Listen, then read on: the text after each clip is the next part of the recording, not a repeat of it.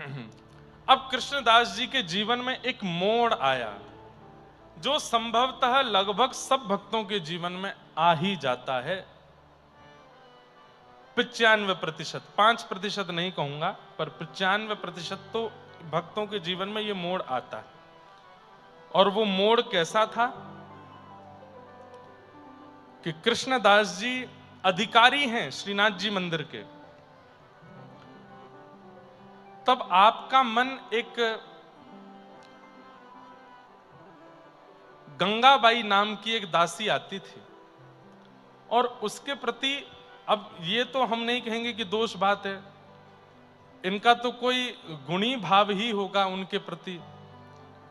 वो आती थी, वहां सेवा करती थी, ये उनसे चर्चा करते थे और चर्चा करके इनके बारे में फिर अपयश जैसा पूरे गोवर्धन में होने लगा। एक दिन किसी बात पर गोसाई श्री विठलनाथ जी ने इनको हल्की सी डांट लगा दी। मतलब वल्लभाचार्य जी के पुत्र गोसाई विठलनाथ जी, उन्होंने किसी बात से इनको थोड़ा सा डांट दिया। अधिकारी होने के नाते थोड़े से ये क्रोध में आ गए और गोसाई विठलनाथ जी से ऐसी बात बोल दी जो नहीं बोलनी चाहिए थी। क्या कि वल्लभाचार्य के जो बड़े पुत्र हैं उनको अधिकार मिलना चाहिए श्रीनाथ जी की सेवा का, पर वे तो पधार गए और उनकी सेवा तो नहीं हो पाई, इसलिए आपको सेवा मिल गई है। मूलतः अब ये सेवा का अधिकार वल्लभाचार्य जी के बड़े पुत्र के पुत्र को प्राप्त होना चाहिए। और इस षड्यंत्र को रचा करके गोसाई श्री विठलनाथ जी को सेवा से दूर कर दिया कृष्णदास अधिकारी जी ने।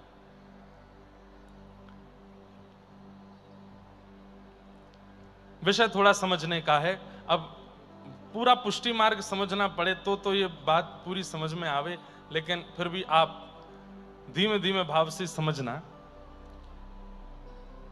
गंगाबाई के नाम से कुछ गलत कह दिया था और जिससे कृष्णदास जी को पीड़ा हुई और उन्होंने मन में ठान लिया कि श्रीनाथ जी की सेवा से आपको दूर नहीं किया तो मैं भी कृष्णदास अधिकारी नहीं। और इन्होंने वल्लभाचार्य जी के प्रथम पुत्र उनके पत्नी से बात करके कि आपके पुत्र का अधिकार है श्रीनाथ जी की सेवा में, आप अपने अधिकार को क्यों नहीं मांगती हो। और इन्होंने भीड़ इकट्ठी करके और पूर्ण रूप से गोसाई श्री विठलनाथ जी को ठाकुर जी की सेवा से दूर कर दिया और वल्लभाचार्य जी के प्रथम पुत्र के पुत्र सेवा में रहने लगे। लेकिन इस बीच भी बहुत सुंदर कथा आती है। गोसाई श्री विठलनाथ जी का चरित्र जब सुनते हैं तब वहां पर विठलनाथ जी श्रीनाथ जी से दूर रहते थे, गिरिराज जी पे ही। दर्शन करने की अनुमति नहीं थी, मंदिर जाने की अनुमति नहीं थी, तो वहीं बैठे बैठे बस रोते रहते थे, विरह में रहते थे। ठाकुर जी मुझ पर कृपा करो, मैं आपकी सेवा से दूर हो गया। ठाकुर जी को भी इनकी याद आती थी, क्या करें, कैसे पुनः मिलें गोसाई जी से। तो क्या करते थे, आज पान मनोरथ भी हुआ है, व्यास मंच पर खूब सारे पान लगे हैं। श्रीनाथ जी को नित्य 100 पान का भोग लगता है, 100 पान पाते हैं, ज्यादा भी हो सकते हैं, मैं कम बता रहा हूं। तो नित्य 100 पान तो ठाकुर जी की सेवा में जाते ही जाते हैं। तो जो पान की सेवा ठाकुर जी के पास जाती थी, गोसाई श्री विठलनाथ जी की बड़ी याद आती थी ठाकुर जी को। तो क्या करें, कैसे करें। तो जो पान बीड़ा आता था उसको पाने के बाद ठाकुर जी की जो यहां से थोड़ी सी लालिमा पीक जैसी आती थी, उससे ठाकुर जी पत्र लिखते थे, श्रीनाथ जी पत्र लिखते थे गोसाई श्री विठलनाथ जी को। और वो पत्र जैसे तैसे करके गोसाई जी तक पहुंच जाता था। गोसाई जी के सामने जब पत्र आते, पत्तल आती, खोल करके देखते तो उसमें जैसे मानो पान की जो लालिमा है उससे लिखा हुआ पत्र होता था। और ठाकुर जी उसमें लिखते थे, गोसाई जी मोए आपकी बड़ी याद आवे, आप मुकु ऐसे नहलायो करते, आप मुकु ऐसे पवायो करते, आप मुकु ऐसे पोशाक पहनाते, मुकु बड़ी याद आ रही है, आप मेरी सेवा में दोबारा कब आओगे। ऐसे करके ठाकुर जी पत्र लिख करके भेजते गोसाई जी को। और गोसाई जी पत्र पढ़ के इतना रोते, इतना, उसके ऊपर पूरा एक ग्रंथ है ठाकुर जी और गोसाई श्री विठलनाथ जी की आपसी वार्ता के ऊपर। एक दिन मैं जरूर सुनाऊंगा, वो भी पूरा विषय सुनाऊंगा, ठाकुर जी कैसे पत्र लिखते थे। अपराध हुआ, वैष्णव अपराध हुआ कृष्णदास जी के द्वारा, और इस अपराध की स्थिति ऐसी बन गई कि एक बार कृष्णदास जी को एक बहुत बड़े सेठ ने कहा कि हम श्रीनाथ जी के लिए कुआं खुलवाना चाहते हैं यहां पर गोवर्धन में, कितने रुपए में हो जाएगा? तो बोले कि 300 रुपया लगेंगे, जबकि उस समय में 200 रुपए में ही कुआं खुद जाते थे। आपने 100 अधिक बता करके 300 रुपए में करवाया, और जब कुआं खुद गया तो देखने के लिए आप गए थे कि कैसा बना है, देख ही रहे थे, तभी पैर फिसला और श्री कृष्णदास जी उसमें गिर गए और वहीं मृत्यु हो गई। अब सोचिए कितना सुंदर चरित्र चलता आ रहा था अभी तक कृष्णदास जी का, कितनी सुंदर उन पर कृपा और सुंदर भाव बने आ रहे थे, लेकिन अचानक से अंत कैसा हुआ? क्यों? दुर्जन संग न दे विधाता, ताते भलो नरक को वासा। एक दुर्जन व्यक्ति का संग जब जीवन में आता है तो हमारे जीवन की सारी स्थितियां बिगड़ने लग जाती हैं। बंधुओं, जिस व्यक्ति के संग आने से, जिस व्यक्ति के समीप आने से, जिस व्यक्ति के जीवन में आने से ठाकुर जी के प्रति समीपता बढ़ रही हो, उस व्यक्ति को ही सन्निकट रखिए। लेकिन जिस व्यक्ति के जीवन में आते ही पहले जैसी भक्ति नहीं बनी, पहले जैसे भाव नहीं बने, पहले जैसा प्रेम नहीं ठाकुर जी से, तो निश्चित है कहीं दुर्जन का संग तो नहीं हो गया आपसे। गंगाबाई, जिनसे कृष्णदास जी की मित्रता हो गई थी, वो कोई दुर्जन थी ऐसा नहीं कहेंगे, लेकिन हां, कृष्णदास जी की भक्ति में विक्षेप आ गया था। इसीलिए उन्होंने गोसाई श्री विठलनाथ जी, जो कि गुरुपुत्र हैं, उनके प्रति दोष भाव रखा और उनको ठाकुर जी की सेवा से दूर कर दिया। ऐसी लीला हुई और आप कुएं में रिपट के गिर गए और प्राणांत हो गया। अब प्राणांत तो उनका कुएं में गिर के हुआ, सब गोवर्धन के लोग आपस में चर्चा करने लगे, और चर्चा करते करते करते बात ये बन गई क्या कि कृष्णदास जी तो भूत बन गए हैं, क्योंकि उनकी अकाल मृत्यु हुई है। और ऐसी भ्रांति आज भी है हम लोगों में कि अकाल मृत्यु जिनकी होती है वो प्रेत बन जाते हैं या भूत बन जाते हैं। अब तो स्थिति हो गई कि 6:30 बजे के बाद गोवर्धन में कोई घूमता ही नहीं है। उस समय की बात है, 500 वर्ष पुरानी। सब लोग अपने घरों में बैठ जाते हैं। बोले क्यों? कृष्णदास भूत बन के घूमते हैं पूरे गिरिराज जी में। मतलब जीते जी भी अंतिम समय में अपयश जैसा हुआ और मृत्यु के बाद भी अपयश जैसा ही रहा। लेकिन गोसाई श्री विठलनाथ जी के मन में ये, जब उनको ये बात पता चली तो उन्होंने कहा, कृष्णदास को मैं बहुत समीप से जानता हूं, हमारे पिताजी के शिष्य हैं वो। श्रीनाथ जी की बड़ी सेवा करी, तभी उनको अधिकारी पद मिला था। कृष्णदास अधिकारी कहा जाता था। निश्चित ही ऐसी बात तो नहीं हो सकती कि वो प्रेत बने हो। मैंने देखा है कृष्णदास गाते थे और सामने शामा शाम नृत्य करते थे। ठाकुर जी अपनी कलम से उनके यहां पद लिखने गए थे। ऐसा उनके साथ नहीं हो सकता। तब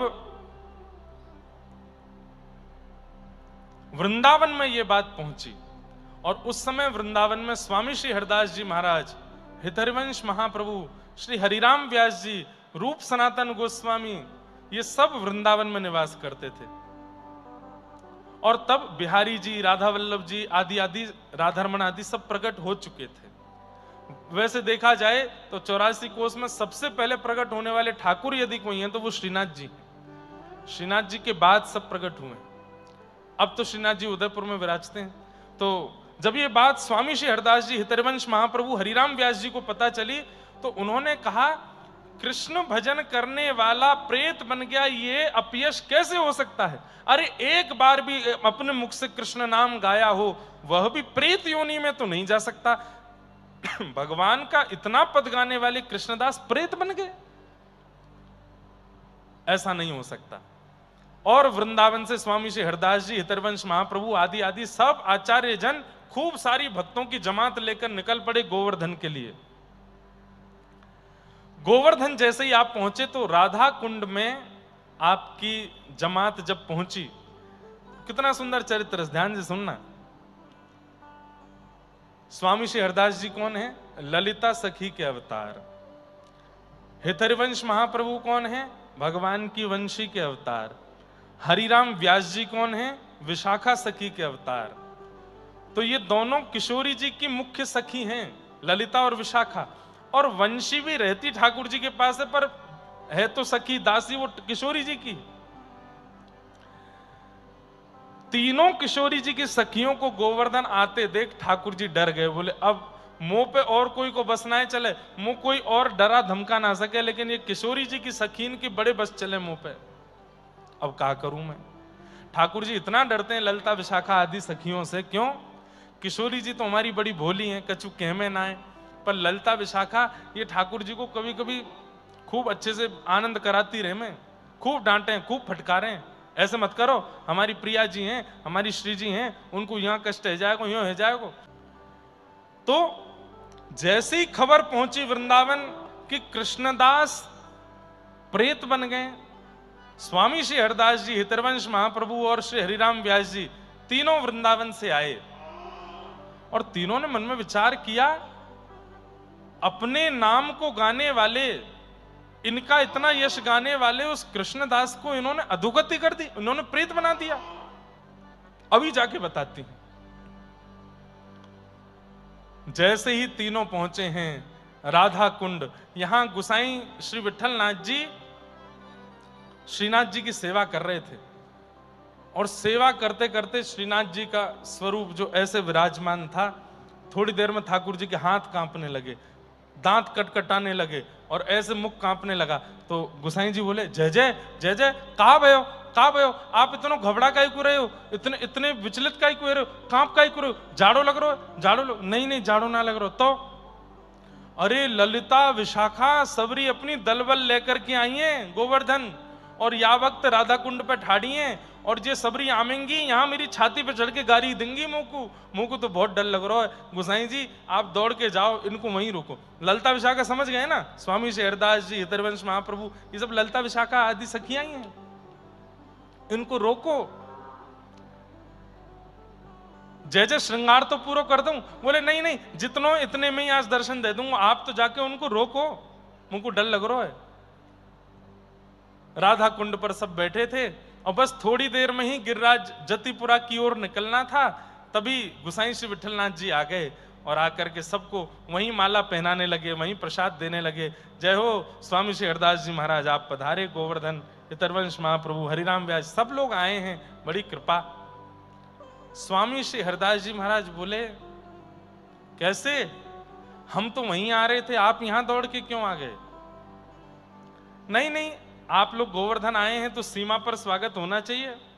बोले सीमा पर स्वागत तो होना चाहिए, पर कम से कम ठाकुर जी को पोशाक तो पूरी पहनाए आते, आधी अधूरी पोशाक में दौड़े आए। तो गुसाई विठलनाथ जी बोले, आपको कैसे पता आधी अधूरी पोशाक है?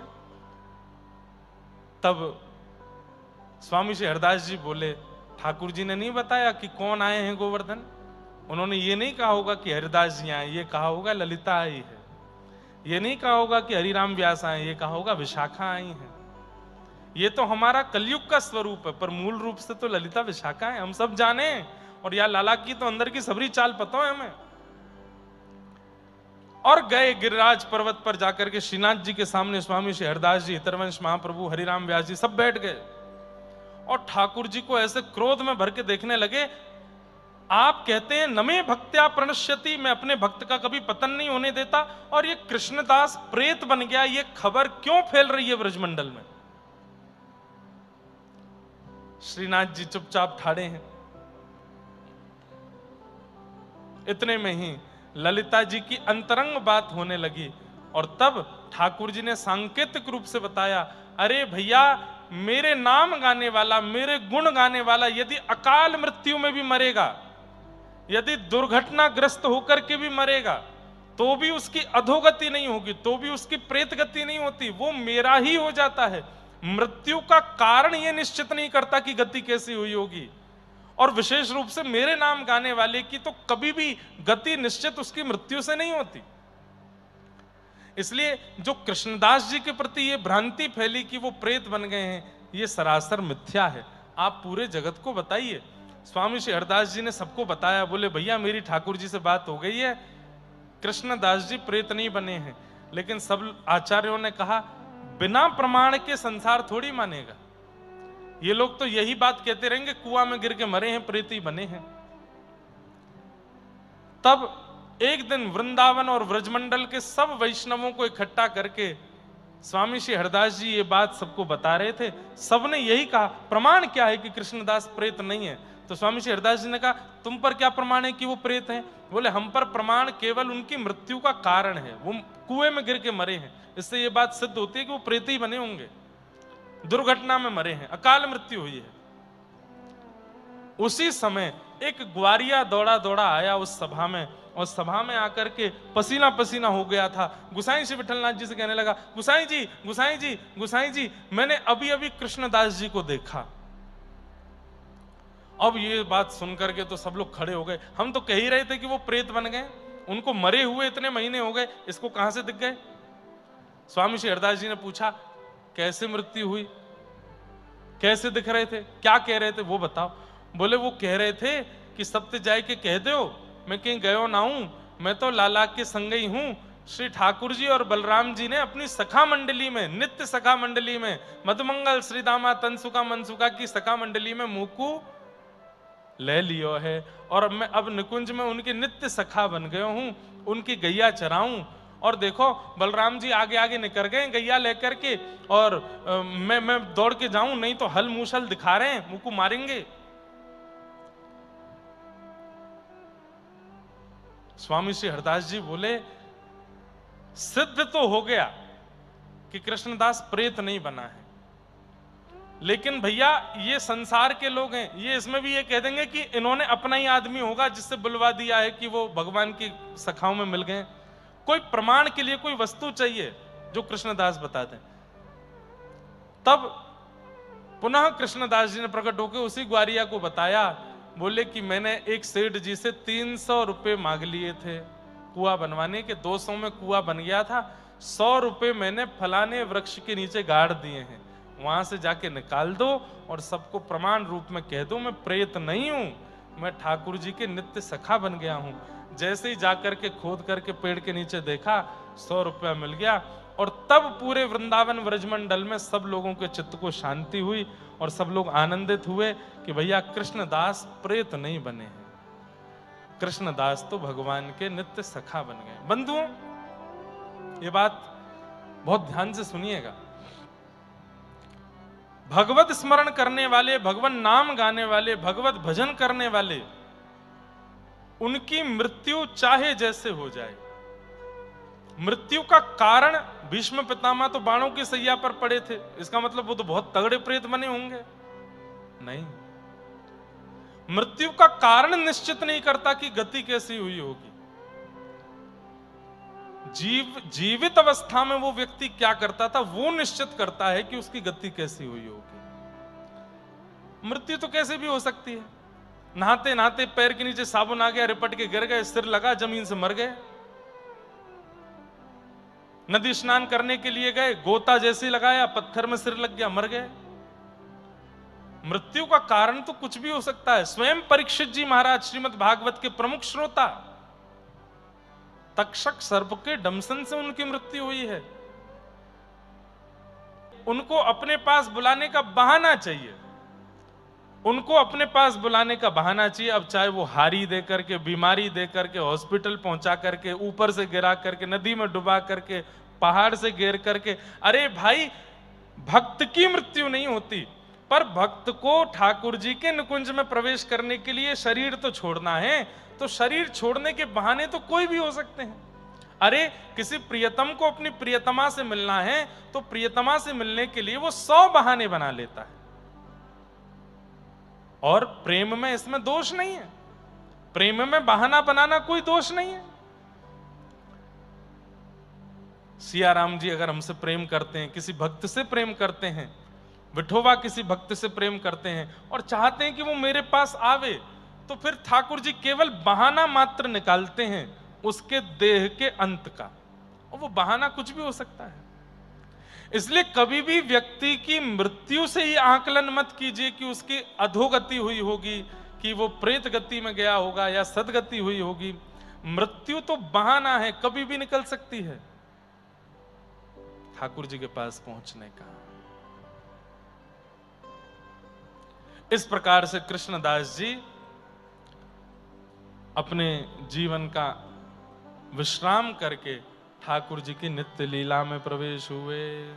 बोलो भक्त वत्सल भगवान की जय।